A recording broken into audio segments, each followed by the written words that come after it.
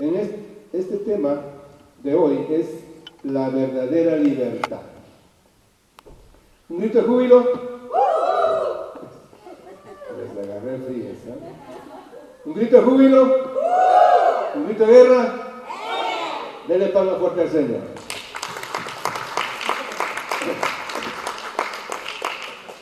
¿Cuál es el tema?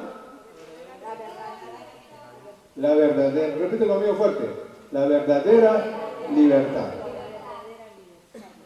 San Juan capítulo 8, verso 31. San Juan capítulo 8, verso 31 al 36. San Juan 8, 31 al 36. Dijo entonces Jesús a los judíos que habían creído en él: si vosotros permaneciereis en mi palabra, seréis verdaderamente mis discípulos. En la Biblia, antes de ser cristianos, no se llamaba cristianos a los que seguían a Jesús, a los seguidores de Jesús. Se les llamaba discípulos. Repita conmigo, discípulos. Se les llamaba discípulos.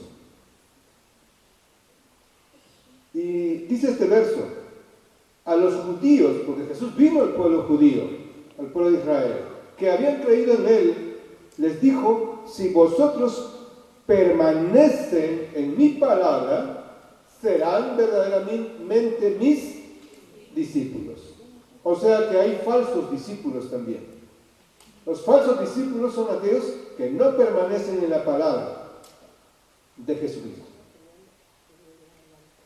Si quieren ser verdaderamente mis discípulos, tienen que permanecer en mi palabra, dice el Señor. Una de las características entonces del discípulo es permanecer en la palabra. Usted tiene que continuamente tener una devocional personal y conocer lo que predicó, lo que enseñó Jesucristo, aplicar y practicarlo en su vida. Ese es un verdadero discípulo.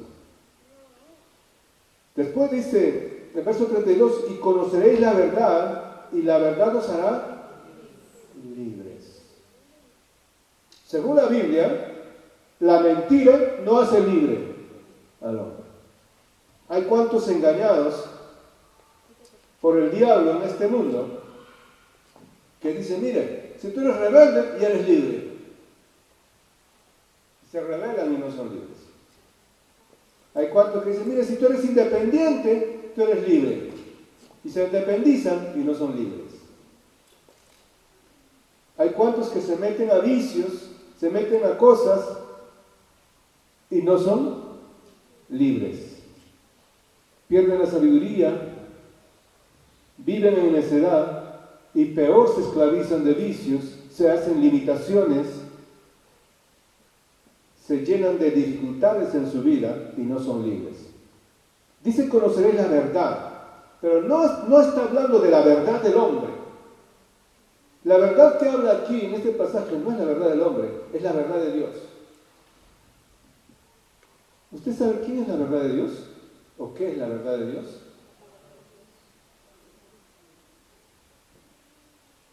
Pues sí, se puede decir la palabra de Dios a nivel general, pero se resume en un nombre también y en un hombre: Jesús. Jesús dice en Juan 14:6 que Él es el camino, la verdad y la vida. Cuando dice la verdad nos hará libres, está diciendo Jesús atribuyéndose a Él mismo que Él puede hacer libre a los hombres. Jesús es la verdad. Y ya el verso 36 lo dice de otra manera. El verso 36 dice: así que si el Hijo os libertare, seréis verdaderamente libres. Necesitamos conocer al Cristo de poder, al Cristo Hijo de Dios, que Dios lo envió a este mundo, a ese Cristo que sanaba a los enfermos, que sanaba a los leprosos, al paralítico, al ciego, que resucitó a los muertos, a ese Cristo de poder. Necesitamos conocer a ese Cristo porque en Él está la libertad.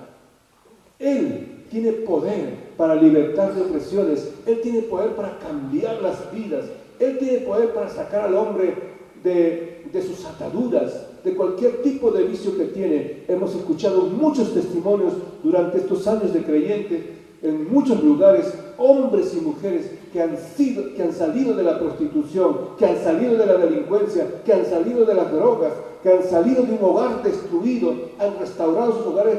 ¿Por qué? Porque de corazón volvieron su vida a Jesucristo, creyeron en Jesucristo, creyeron en su palabra, creyeron en su poder, creyeron en su amor, creyeron y recibieron, aceptaron a Jesús como Señor de sus vidas, le siguieron, le creyeron, le obedecieron y sus vidas fueron cambiadas por el poder de Jesucristo. Muchos fueron sanados también.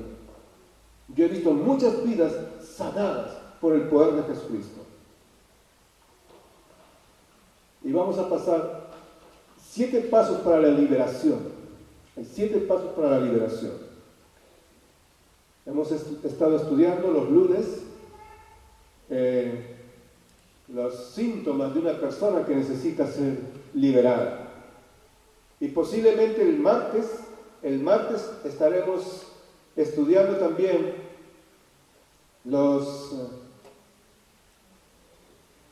el día martes, cómo permanecer en la libertad. Posiblemente también 7 pasos para permanecer en la libertad. Pero hoy estaremos viendo 7 pasos para la liberación. Primer lugar, honradez. Primer lugar, honradez. Reconocer que tenemos un problema. Si no somos honestos delante de Dios, no pasa nada. Me acerco a Dios. Siento que nada necesito. Todo está bien. En Honduras dice todo está chequeleque.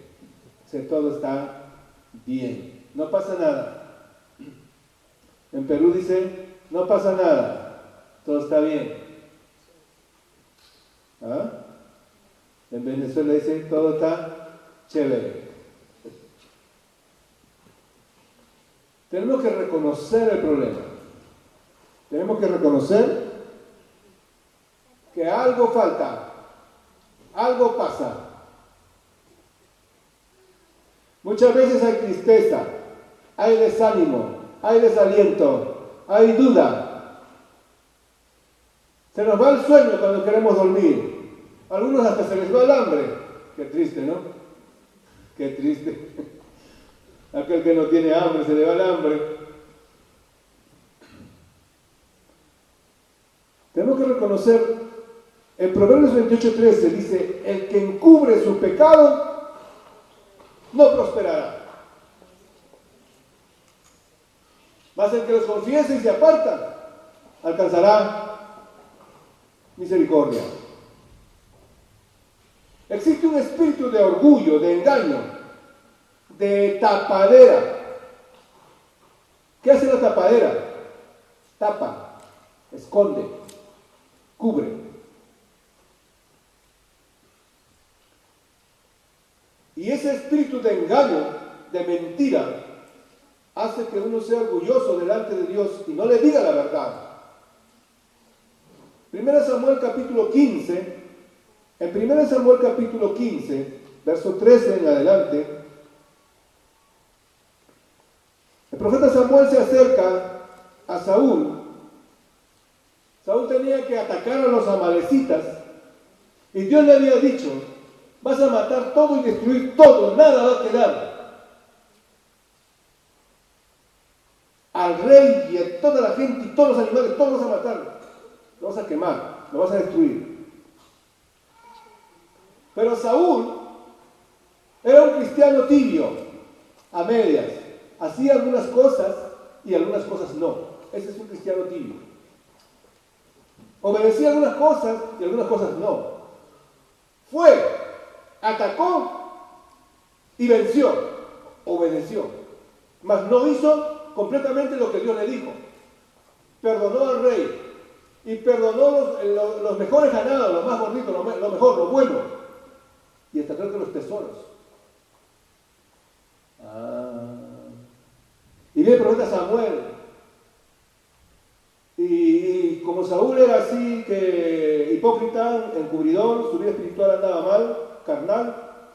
Entonces le dice Samuel, se saludan, ¿todo bien? Saúl dice, todo bien, todo chévere. Y Samuel dice, pero estoy escuchando unos bramidos de ganado. Ah, dice Saúl, eso es para sacrificar a tu Dios.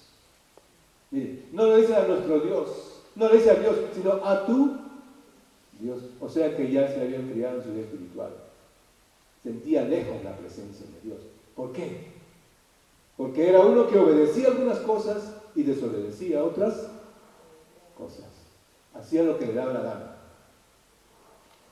Cuidado con ese tipo de cristianismo. Hay que tener cuidado. Se vuelve mentiroso.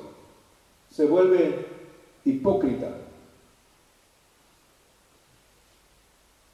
Y el profeta Samuel le va hablando más fuerte a Saúl. Vamos a ver. Vamos al capítulo 15. Dice, verso 14, Samuel entonces dijo, pues qué balido de ovejas y bramido de vacas es este que yo oigo con mis oídos. Y Saúl respondió, de Amalek los han traído, o sea, lo ha traído la gente, porque el pueblo perdonó, pero por orden de él y por consentimiento de él. El pueblo perdonó lo mejor de las ovejas y de las vacas para sacrificarlas a Jehová tu Dios, pero lo demás lo destruimos. Lo demás lo destruimos. O sea, mitad. Hago mitad las cosas de Dios, pero lo demás hago como me da la gana. Y dijo Samuel, verso 17, aunque eras pequeño en tus propios ojos, ¿no has sido hecho jefe de las tribus? Verso 18, y Jehová te envió en misión y dijo, ve, destruye a los pecadores de Amalek y hazles guerra hasta que los acabes. Verso 19, ¿por qué pues no has oído la voz de Jehová, sino que vuelto el botín has hecho lo malo ante los ojos de Jehová? Verso 20, y Saúl respondió a Samuel, antes bien he obedecido la voz de Jehová, y fui a la misión que Jehová me envió, y he traído a Agag, rey de Amalek, y he destruido a los amalecitas.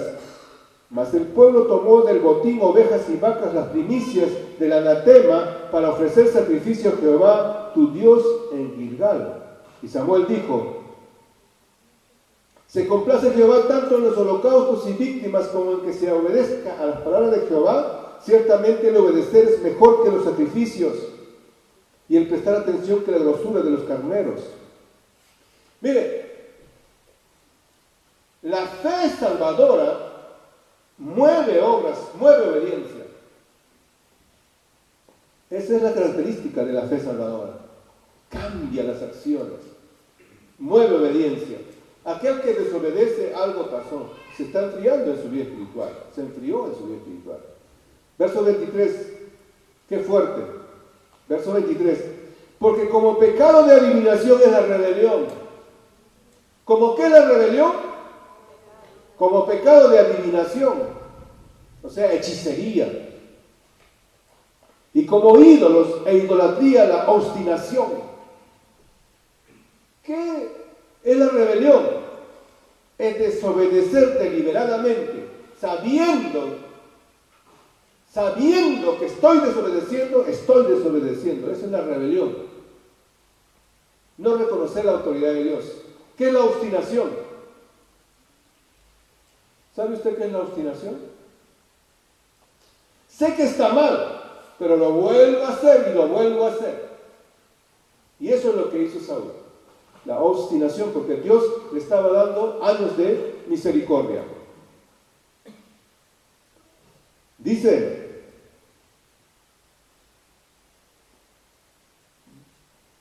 por cuanto tú, estoy en la mitad del verso 23, en el punto seguido, por cuanto tú desechaste la palabra de Jehová, Él también te ha desechado para que no seas rey. desechaste la palabra de Dios, Dios te desechó como rey. Y hay ministerios, hay liderazgos que muchas veces quieren hacer lo que quieren. Cuidado, Dios tiene misericordia, pero Dios tiene también su mano fuerte. Él continuó peleando por su reinado unos años más, pero terminó mal. Dios no lo perdonó. ¿Por qué? Porque no reconoció su pecado. No reconoció su problema, no reconoció su mal. Y usted me dirá, y David pecó, y Dios sí le perdonó. Sí. Y David pecó más tal vez. Tal vez un pecado más grande que Saúl. Usted puede pensar. Y Dios le perdonó. ¿Por qué? Se arrepintió de corazón, de verdad. Confesó, reconoció su pecado. No lo tapó, no lo encubrió. No dijo, sí, mira, ve, claro, sí, obedecí, sí, hice. Sí, pero tú sabes, eso es para el sacrificio, para las cosas de Dios, tú sabes. Tú sabes.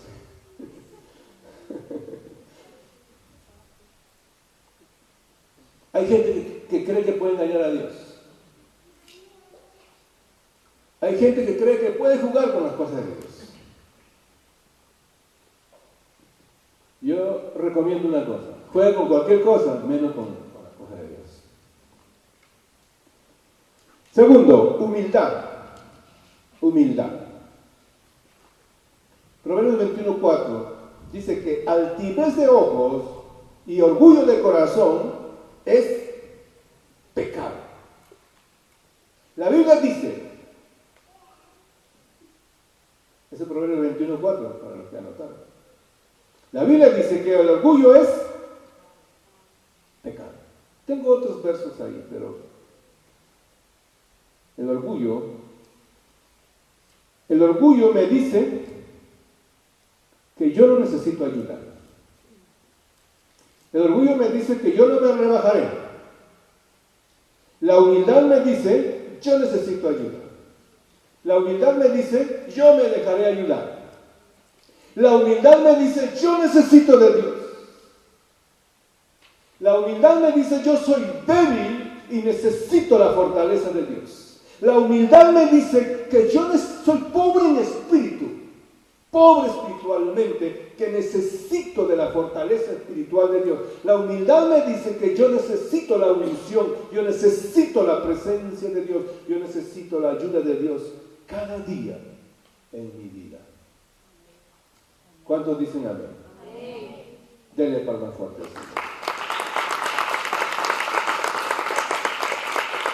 El orgulloso dice, no, miren, no me hable de las cosas de Dios, que yo vivo de mi trabajo. Ah, sí, muy bien, ¿no? Sí, después pasan los años, ¿cómo está? Por dejar a Dios a un lado. Tercero, arrepentimiento. 7 pasos para la liberación. Arrepentimiento. Significa entonces arrepentimiento, darme cuenta de mi pecado, darme cuenta que hice mal y sentir vergüenza por mi pecado. Cuando el hijo pródigo se apartó de su padre, que es una linda parábola que ilustra al pecador y el amor del Padre, de Dios el Padre, él hizo lo que quiso, malgastó su tiempo y su dinero, vivió independientemente como quiso. Y la vida lo golpeó. Cuando ya no tenía dinero, ya no tenía amigos. Pero una cosa vino a su mente, a su entendimiento. Dice que volviendo en sí, después que ya quería comer la comida de los cerdos, volviendo en sí, esa palabra es interesante. Es como que estaba fuera de sí, que estaba le faltaba un tornillo en la cabeza, o tal vez un tornillazo le faltaba. Esa palabra es volviendo en sí. O sea que ¿dónde estaba entonces? ¿Ah? Estaba fuera de sí. En otras palabras, no se daba cuenta. Volviendo en sí. Es interesante esa palabra. Volviendo en sí. Dijo, en la casa de mi padre hay pan. Y hasta los jornaleros tienen abundancia de pan. En la casa de mi padre. Yo le pregunto, ¿usted tiene padre? No me diga que ya se murió. El mío se murió físicamente por mi padre biológico, murió cuando yo tenía 13 años. Pero todos tenemos padre, tenemos un Dios grande. ¿Amén? Amén. Tenemos. La palabra nos enseña eso. Entonces, esta palabra está hablando justamente, Jesucristo está hablando de que hay un Padre que tiene pan, que tiene abundancia, que tiene bendiciones para nosotros, que tiene la salida a nuestros problemas. Solamente que nos toca es volver en sí, de ponernos el tornillito que está faltando. Y muchas veces lo que nos hace volver en sí es la palabra de Dios, el Espíritu de Dios. Nos hace volver, necesitamos la iluminación de algo en nuestras vidas. Volviendo en sí. Yo viví en ignorancia de la palabra de Dios hasta los 21 años. Pensaba que vivía bien, pero me iba mal. En muchas áreas de mi vida me iba mal, hasta en la salud me iba mal. Pensaba que estaban completos los tornillos de mi cabeza, pero algo faltaba, algo pasaba. Por eso es importante oír la palabra de Dios. Dejar obrar al Espíritu de Dios. Volviendo en sí, se acordó, porque la palabra de Dios nos habla que tenemos un Padre, que tenemos un Dios grande, que tenemos un Dios poderoso. Cuando usted se aparta de la palabra, deja de pensar en la palabra de Dios, usted puede olvidarse que tiene un Padre, que tiene un Dios grande, que tiene un Dios poderoso. ¿Sabe qué dice la promesa de la palabra? Si Dios es por nosotros, ¿quién contra nosotros? Si Dios está contigo, si Dios está a tu favor, ¿qué problema habrá que te pueda aplastar? ¿Habrá algún problema que te pueda aplastar? Ninguno. Tú te sientes como David al lado de Goliat, si tú tienes esa fe. Amén. Diga gloria a Dios. Gloria a Dios por su palabra. Arrepentimiento es reconocer que hice mal. Reconocer que hice mal. ¿Qué le llevó a ese ladrón en la cruz hacia la salvación? Uno de ellos se burlaba y no encontró respuesta de Jesús. Jesús no le dijo ninguna palabra. El otro dijo, ¿por qué te burlas? Él ningún mal ha hecho, nosotros merecemos estar aquí. Reconoció su pecado, reconoció su mala actitud, reconocía que debía ser castigado, reconoció que hizo mal. 4. Renunciar. Un verdadero arrepentimiento. El arrepentimiento es completo cuando renunciamos. Jesús dijo, el que no renuncia a todo lo que posee no puede ser mi discípulo. Por eso hay discípulos mediocres. Hay discípulos mediocres porque hay algunas cosas que tienen que renunciar y no renuncian.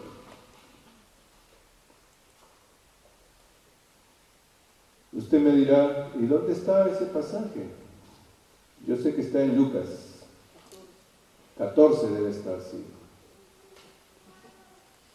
Claro, cuando son versos fuertes, lo leemos de ojeada y pasamos a la página. Cuando son versos de promesas lindas, suavecitas, como caramelo y chocolate, ¡uy, gloria a Dios! Esto sí es para mí. 14:33.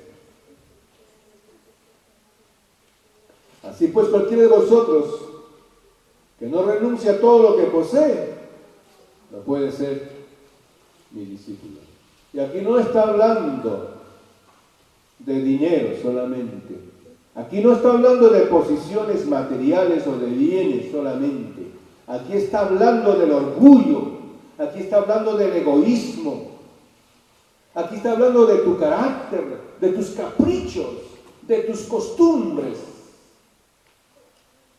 de tus mañas. Está hablando de todo. Si no renuncias,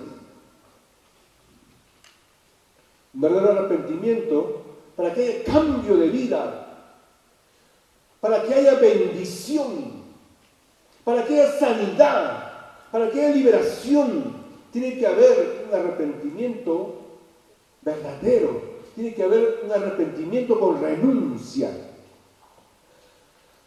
Renunciar al hijo pródigo significaba que tenía que salir de ese lugar. No solamente darse cuenta que estaba mal, no solamente darse cuenta que había malgastado el dinero y el tiempo, no solamente sentir vergüenza que estaba a punto de comer la comida de los cerdos, no solamente darse cuenta que estaba sucio y avergonzado y humillado,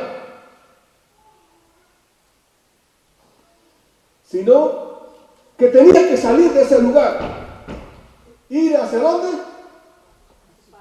A su padre. Tenía que salir de ese lugar. Tenía que hacer una decisión, una voluntad y una acción.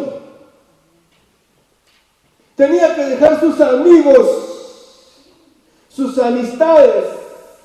Tenía que dejar al que le dejó arrimarse ahí, a su vecino de la finca, a esos que trabajaban en esa finca. Tenía que dejar a los chanchos, el corral, el mal olor y todo ese ambiente y salir de ahí, salir de esas circunstancias, salir de ese ambiente.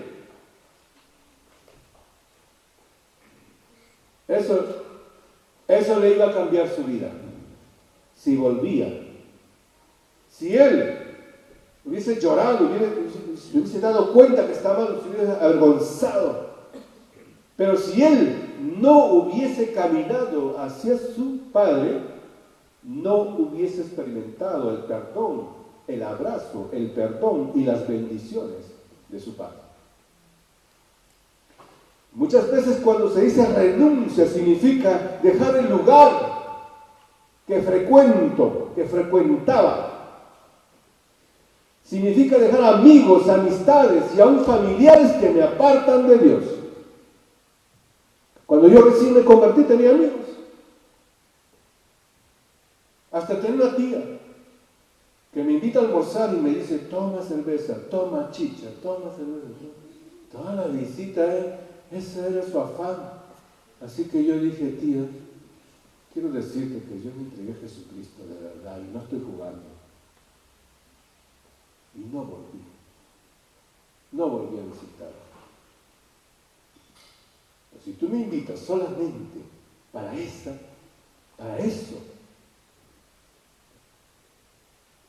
¿qué dice la palabra? El que no renuncie a todo lo que posee. Si hay algo que me va a apartar de Dios, yo tengo que tomar decisiones. ¿Estoy dispuesto a amar a Dios en primer lugar en mi vida o no? O ponerlo en último, segundo, tercero, cuarto, quinto, sexto lugar. Tengo que tomar una decisión. Así que renunciar significa renuncio a mi yo. ¿Por qué el apóstol Pablo se vuelve un gigante espiritual? Siendo que no fue un apóstol que estuvo 3 años con el Señor Jesucristo. ¿Por qué? Por su gran entrega, por su gran renuncia. Él dice, ya no vivo yo, mas Cristo vive en mí. Y lo que ahora vivo, ya no vivo para mí, lo vivo para aquel que me salvó, para aquel que me liberó, para aquel que me rescató. Tremenda entrega, tremenda renuncia. Por eso se vuelve grande, por eso se vuelve gigante. Ya no vivo yo.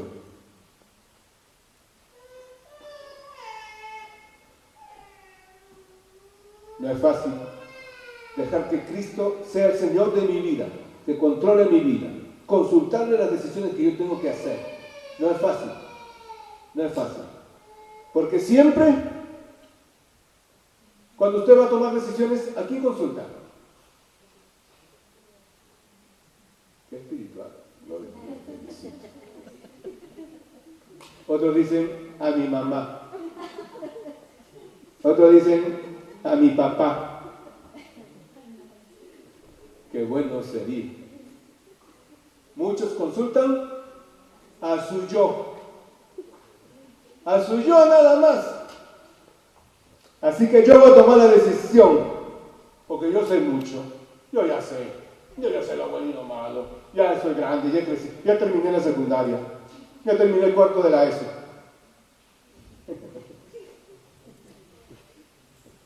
Ya sé. Ya sé lo que hago.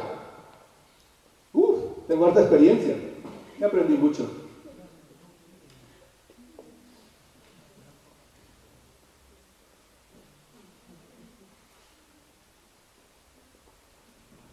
¿Saben lo que significaba el bautismo en los tiempos antiguos? No era una simple ceremonia. Significaba morir a mi yo, morir a mi vida anterior que tenía, al sistema de vida, morir a mis amigos, a mis amistades, a mis circunstancias, a mis vicios, a mis mallas. Por eso eran sepultados. Miren, no voy a ser como mi mamá que me dice un día, me dice, hijo, ¿y cómo fue el bautismo del Señor Jesús? Le digo, en el río Jordán, mamá. Estaba leyendo la Biblia. Me dice, no, hijito, fue con un caracol que le pusieron encima del agua en la cabeza. Digo, mamá, pero usted ¿dónde ha visto eso? No, en un cuadro, en un almanaque, me dice, en un cuadro. Pero le digo, no, esa es la imaginación de una persona, no es lo que la Biblia dice. El Señor Jesús y Juan Bautista bautizaron en Jordán, no para poner unas gotitas de agüitas ahí en la cabeza. La Biblia no dice eso. Bautizaban el río Jordán para sumergirlos. Porque significaba, era un símbolo, morían a una vida anterior y se levantaban a una vida con un Cristo vivo, con un Dios vivo, con un Dios poderoso. Morían a la religión para aceptar a Dios, al Dios soberano, como el Señor y amo de sus vidas. Sino que muchas veces lo tomamos las cosas nosotros los hombres a fuego, ¿no? Lo tomamos muy a las cosas como muy simbólicas, muy ritualistas y muy formalistas. Pero el apóstol Pablo, cuando habla del bautismo en el libro de Romanos, está hablando de morir y de resucitar a una nueva vida, de un cambio de vida. Ahora, usted dirá, eso duele. Hay cosas que duelen. Hay cosas que duelen. Cuando usted se va a sacar una espina que le entró, una astilla en la mano, usted le va a sacar, ¿duele o no duele? Sí, duele. Cuando una materia que se ha infectado, una materia blanca ahí, ¿no? Que está, sí va a doler si usted lo saca, se presiona eso, duele, pero luego viene la sanidad. Cuando van a nacer un bebé, las mamás gritan porque hay un dolor ahí, pero luego viene el regocijo. Hay cosas que duelen. Cuando hay una transformación, cuando hay un cambio, hay cosas que duelen, pero luego viene la bendición. Así que no tenga miedo a renunciar delante de Dios a ciertas cosas, si hay un verdadero arrepentimiento. Recuerdo que un hombre en Bogotá había hecho pacto con un espíritu para que le haga rico, para que le dé dinero. Y luego le vino también espíritu de violencia, espíritu de muerte, quería matar a su esposa y a sus hijas. Entonces yo le dije, Y ese espíritu le había bendecido y le había dado dinero. Así que yo le dije un día, tienes que renunciar a ese pacto que hiciste. Y él se quedó pensando. Porque renunciar a ese pacto con ese espíritu significaba que iba a perder el dinero que había recibido. Y muchas veces también tenemos que tomar decisiones. Dice la Biblia, no se puede servir a dos señores. No puedes servir a Dios. Sí, Dios, mira, yo te amo, yo te quiero. Sí, sabes que de vez en cuando te obedezco alguna cosa. Y luego al diablo, ¿no? Diablo, ¿qué tal? Mira, no se puede. ¿Usted cree que una mujer puede vivir con dos maridos en la casa? Se agarran a peleas. Se agarran a golpes seguro.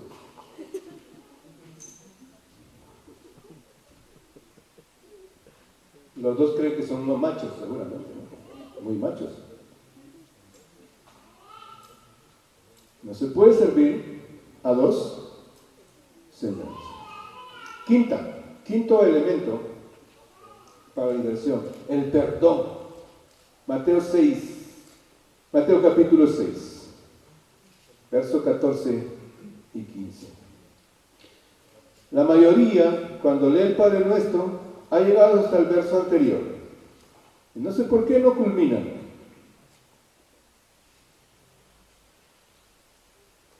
Verso 14 dice, porque si perdonáis a los hombres sus ofensas, os perdonará también a vosotros vuestro Padre Celestial. ¿Qué pasará si yo perdono a los hombres sus ofensas? ¿Qué pasa? Por favor, grítenme. Dios me perdona. ¿Cuántos de mis pecados me perdona? A todos. ¿Y cuánto tengo que perdonar yo? ¿Cuántos pecados? Todos. Pero por favor, ¿por qué dice todos? ¿Por qué baja la voz? ¿Cuántos pecados yo tengo que perdonar? Todos. ¿A quiénes? A todos. ¿Cuántos me perdona Dios? Todos. Si yo perdono a todos. Qué tremenda promesa. Qué lindo, ¿verdad? ¿Es fácil perdonar? ¿Usted perdona con facilidad? ¿Usted perdona con rapidez? ¿Y por qué se demora en perdonar?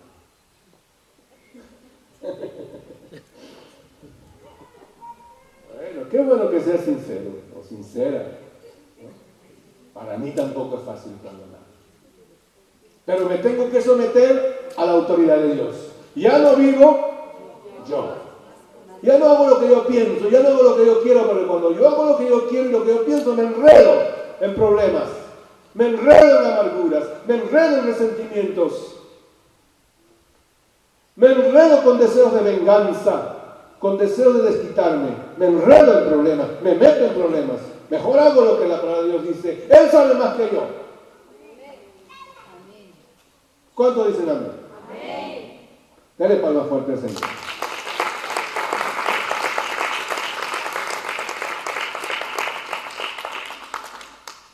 ¿No es fácil perdonar? Por supuesto que no es fácil. Pero yo le pido ayuda a Dios. Digo, Señor, ayúdalo. Yo lo hago, yo lo declaro. Señor, en tu nombre lo voy a hacer, aun cuando no lo sienta. Mire, la obediencia no es cuando usted lo siente. Así dice la palabra de Dios. Dice, usted me va a obedecer cuando usted siente obedecerme. ¿Eso dice la palabra de Dios? ¿O es una orden? Es una orden. Es una orden. Por eso decimos, Padre nuestro que estás en los cielos. Es decir, que tú tienes autoridad sobre mí. Por eso decimos soberano. Soberano significa, en ese tiempo, palabra Señor, palabra soberano, significaba algo así como emperador. Por encima de reyes. El emperador estaba por encima de reinos. Soberano. Significa que Dios tiene autoridad sobre mí. Hay algunos que creen que tienen autoridad sobre Dios. Dios, yo hago esto si tú me haces esto. Tú no me haces eso, yo no voy a la iglesia. Es como que decir, Dios, yo soy tu jefe, tú eres mi empleado, tú eres mi obrerito. Así no funciona. ¿Sabe cuándo funciona? Cuando yo digo, Dios, Padre nuestro que estás en los cielos, yo me dirijo y yo creo que Dios tiene autoridad sobre mi vida y su palabra tiene autoridad sobre mi vida. Posiblemente algunas bendiciones tardarán, pero vendrán. Vendrán. Sí, les aseguro que vendrán. A veces parece que ya no vienen. A veces parece que Dios tarda mucho. Parece nada más. ¿Qué dice el verso 15? Mas si no perdonáis a los hombres sus ofensas, qué triste, ¿verdad? Tampoco vuestro Padre os perdonará vuestras ofensas. Yo puedo decir, yo hago como yo quiero, pero usted puede hacer como usted quiere, pero la palabra de Dios no se va a cumplir entonces. Pues es importante someterse a los principios y a la palabra de Dios. La importancia del perdón. Había una señorita que estaba en Magdalena, en Lima, Perú, estaba muy atada y un pastor estaba reprendiendo y sudando y le había ungido con aceite y esta chica se había revolcado en el piso. Estábamos en una azotea y me invitaron ahí a ayudar al pastor y yo fui y estaba ayudándole al pastor y estábamos una hora ahí, reprenda al espíritu malo para que salga. Cuando vino mi esposa subió a buscarme y vimos que la chica lo dijo, mamá, la abrazó, le dijo, mamá te perdono porque me abandonaste cuando era niña. Y mi esposa la abrazó y los espíritus malos se fueron cuando ella perdonó. No sé qué pasó un milagro. Parece que Dios le hizo ver, le hizo recordar el Espíritu de Dios tanto todavía. Yo creo que Dios tuvo misericordia ahí porque el otro pastor ya tenía sudada toda la espalda, toda su camisa lo había mojado de sudor y su garganta ya estaba un poco afónico y más de una hora ahí gritando y reprendiendo. Y seguramente Dios hizo una imagen ahí, trabajó el Espíritu de Dios. Le hizo ver a mi esposa como su mamá, le hizo recordarle atrás, pero ella puso un corazón perdonador. Y fue como una semana que le siguió a mi esposa, porque luego tuvimos que viajar a Honduras. La chica no se despegaba de ella, pero nos contó que su madre le había abandonado cuando era pequeña. Tenía resentimiento, amargura en su corazón. La importancia del perdón. Sexto, 7 pasos para la liberación. Orar. Cuando usted vea los milagros de Jesús en la Biblia, siempre Jesús dijo algo. Oró o dijo alguna palabra. Alguna palabra dijo para que ocurra el milagro. Solo hay escasas circunstancias donde podría decir que casi no hubo ninguna palabra, pero también hubo palabra. Cuando la mujer de flujo de sangre de 12 años tocó el manto de Jesús, fue sanada. Pero Jesús no quiso quedarse así. Y Jesús voltea y dice, ¿quién me ha tocado? ¿Y qué responde? Pedro dice, Señor, si tanta gente te está apretujando, si estás cantando una multitud, estamos en camino. ¿Cómo es que haces esa pregunta? ¿Quién me ha tocado? Y Jesús dice, es que ha salido poder de mí. Y la mujer ya no podía esconderse. Bueno, no debía tocar esa mujer a Jesús, que era el Mesías. Menos en flujo de sangre. No debía tocar. Pero era el último recurso que tenía. Y la mujer dice, yo te toqué. Y Jesús le dice, tu fe te ha salvado. No le dice te ha sanado. Ha ocurrido doble milagro en tu vida. Ha ocurrido milagro físico y milagro espiritual. Has sido liberada. Has sido sanada. Has sido sanada y has sido liberada. Ha sido sanada de su vergüenza, ha sido sanada de su enfermedad. Algunos dicen que era cáncer, no sé qué enfermedad sería. Pero ha sido liberada de su vergüenza, de sus limitaciones. Esa enfermedad le dejó en pobreza, en miseria, en vergüenza. Entonces Jesús le está diciendo, mujer, ya estás sana. Efectivamente estás sana.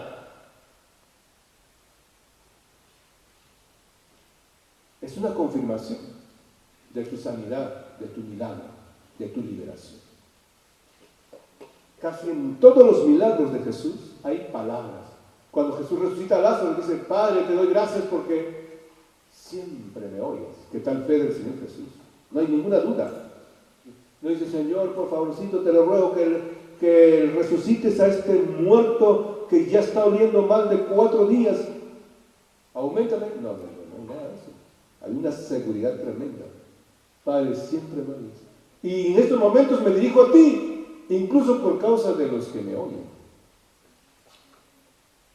Y luego la palabra, declara la palabra, Lázaro, ven fuera. Mire, la palabra de Dios es creadora. Por eso usted en una oración puede repetir algunas porciones de la palabra. La palabra de Dios es creadora, es vida, es espíritu, tiene poder, tiene unción. La palabra de Dios no vuelve vacía. A veces pensamos que predicamos como que no hay resultados. No, yo me he quedado asombrado. Cuando una vez un joven me dice, yo soy hijo espiritual de ti, me dice, ¿por qué? Porque cuando tú fuiste a la casa de mi mamá, yo estaba pequeño, oraste por mi mamá, y yo escuché lo que tú compartiste, escuché, y yo me convertí. Ese día yo ni me acordaba. La palabra de Dios no vuelve vacía. Tiene una unción especial, tiene un poder especial. Entonces, cuando ore, hay algunos que oran en su pensamiento. No haga oraciones en su pensamiento. Aprenda a declarar la palabra. Está bien que ore en su pensamiento cuando está en el tren, está en el bus, ¿no? Está en el trabajo, pero cuando tenga la oportunidad de declarar la palabra, declare la palabra. Haga la oración, invoque la palabra. Séptimo, reprender. Use la autoridad. Mire, reprender no es igual que orar. ¿Oramos a quién? A Dios. Reprendemos al diablo y a los demonios. A Dios no le podemos reprender ni a los ángeles. No tenemos autoridad para eso. A Dios tenemos que orar, tenemos que rogar, tenemos que clamar. Pero cuando hay un poder demoníacos, alguna cosa rara, tenemos que reprender. Dios nos ha dado autoridad. Dice Marcos 16:17, y estas señales seguirán a los que creen. En mi nombre echarán fuera demonios. Esta es la autoridad dada por el Señor. Tengo que reprender. Yo recuerdo que fui sanado de 5 años de dolor de mis riñones. Oraron por mí 3 hermanos y yo sentí la sanidad y la liberación. Pero a los 7 días volvió el dolor de los riñones. ¿Sabe lo que yo hice? Bueno, puede uno tomar varias actitudes. Uno puede a llorar. ¡Ay, volvió la enfermedad! ¿No? Eso se llama duda, falta de fe, miedo, cobardía. Entonces yo, como ya había sido sanado después de 5 años de dolor de enfermedad, yo sentí reprender y dije, te reprendo dolor en el nombre de Jesús. Yo ya fui sanado. ¡Fuera! Así lo hice. Y se fue. El dolor se fue otra vez. A los 3 días, otra vez. ¿Qué hice? ¿Qué hice? Ya se fue. Otra vez lo reprendí. Y se fue para siempre. No sé si a los 5 años volvió también otra vez, creo que sí. Y otra vez lo reprendí. Y otra vez lo reprendí. Entonces, que el Señor nos bendiga. Amén. La pastora. Gloria a Dios. ¿El tema de esta tarde cuál fue? No entendí. A ver, ¿cuál era? La verdadera libertad. Y algo que estamos meditando es la libertad para poder echar fuera. ¿Quiénes pueden echar fuera aquellas huestes de maldad, aquellos demonios que a veces están torturando la vida del ser humano? ¿Quiénes lo pueden hacer? Los hijos de Dios. Miren, la liberación no es para los que no son hijos de Dios.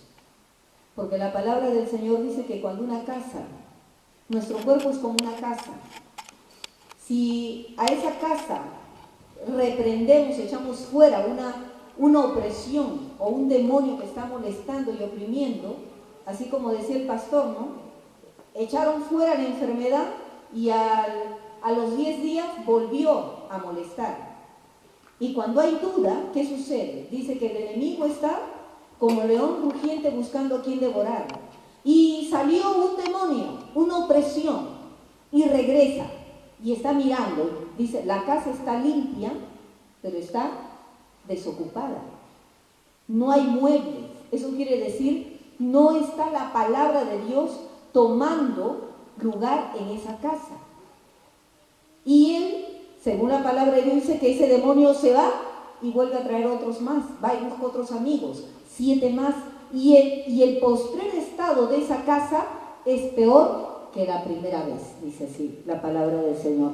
Por eso es que la liberación, el echar fuera un espíritu de engaño, es para los hijos de Dios. Amén. Porque el Hijo de Dios sabe qué comida tiene que comer, que es la palabra de Dios que le resguarda de impedir que el enemigo vuelva a tomar lugar. Si esa persona tenía ira y no se fue ese demonio y no se cuidó, luego viene la ira, trae a su amigo la violencia, la venganza, el resentimiento, etc. Pero esta tarde vamos a orar y yo quiero al pueblo de Dios. ¿A quién ataca el enemigo? Al pueblo de Dios, al Hijo de Dios. Al que no es hijo de Dios, el enemigo no le ataca. ¿Sabe por qué? Porque ya lo tiene en sus manos. Le ha puesto incredulidad, lo ha atado con artimañas, le ha atado con demonios. Yo voy a pedir el favor que uno de los sugieres lleve a todos los niños a la sala de clase. ¿Me hace el favor? Gracias. Para que no nos distraigamos. Gracias. Pueden llevar a los niños que ya están cansados unos 10 minutos. Entonces, yo voy a invitarles que juntos podamos orar. Yo no sé, hijo de Dios, hija de Dios, si tú has estado siendo atacado por el enemigo, mucho cansancio, ira, enojo, violencia, deseos de no leer la palabra de Dios. Y justamente cuando no leemos la palabra de Dios es que el enemigo empieza a atacar. Entonces, vamos a ponernos de pie y vamos a orar, los hijos del Señor, y vamos a decirle al Señor, vamos a poner en práctica lo que en esta tarde se nos ha enseñado. Una de las cosas que se nos ha enseñado es que ¿a quién se le ora? A Dios nuestro Padre. ¿Y a quién se le echa fuera? Al enemigo, ¿verdad? Entonces vamos a orar. Yo no sé cómo has estado atacado, pero sabemos que somos atacados por el enemigo. Que fuiste al trabajo y empezó la duda. La gran mayoría de pensamientos han sido pensamientos de lucha espiritual, carnalidad, deseos incontrolados, no correctos, incorrectos, que han estado atacando tu corazón. Y todo eso son ataques del enemigo para ti, para que tú no puedas cumplir el plan que Dios tiene para con tu vida. Yo te invito a que cierres tus ojos y ahora que sí, ya los hermanos están como más quietos, Y están quietos, ¿verdad? Concentrados. Es que si ustedes están distraídos, no podemos orar por ustedes. Ya estamos quietos. Vale, gracias a Dios. Vamos a dejar que el Señor entonces tome control de este lugar. Y si tú en esta tarde nos estás visitando y no tienes la convicción de ser un hijo de Dios, en esta primera parte vamos a orar para que tengas una protección especial de parte de Dios. Y allí donde estás vamos a orar. Y el que gusta acompañarme lo hace repitiéndolo, por favor. Padre, en el nombre de Jesús, en esta tarde he escuchado tu palabra. Señor, yo quiero volver en sí. Quiero que mi mente empiece a trabajar de una manera correcta. Vuelvo a ti, Padre, en el nombre de Jesús. Señor, tú eres mi Padre, me has comprado con precio de sangre, y yo aseguro mi sanidad, mi restauración, mi liberación. Hoy, Señor, ven a mi corazón, toma control de mi vida. Te entrego mi espíritu, mi alma y mi cuerpo. Gracias. En ti soy más que vencedor. En el nombre de Jesús. Amén. Y yo voy a pedir un favor a los varones que deseen que se ore para reprender toda opresión. Vengan aquí a mi lado derecho. Y las damas pasen aquí, por favor, a mi lado izquierdo. Y vamos a empezar a orar. Mientras estamos orando, pueden venir, por favor. Les estoy pidiendo a los que son creyentes. Gracias. Vengan aquí, por favor, a mi mano izquierda, las damas. Aquí está a mi izquierda, miren. Y los varones aquí al lado derecho. Sí, por favor, ahí vamos a orar. Yo no sé cuál ha sido el ataque del enemigo,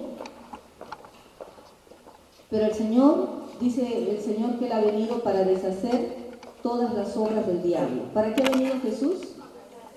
Para deshacer todas las obras del diablo. Dice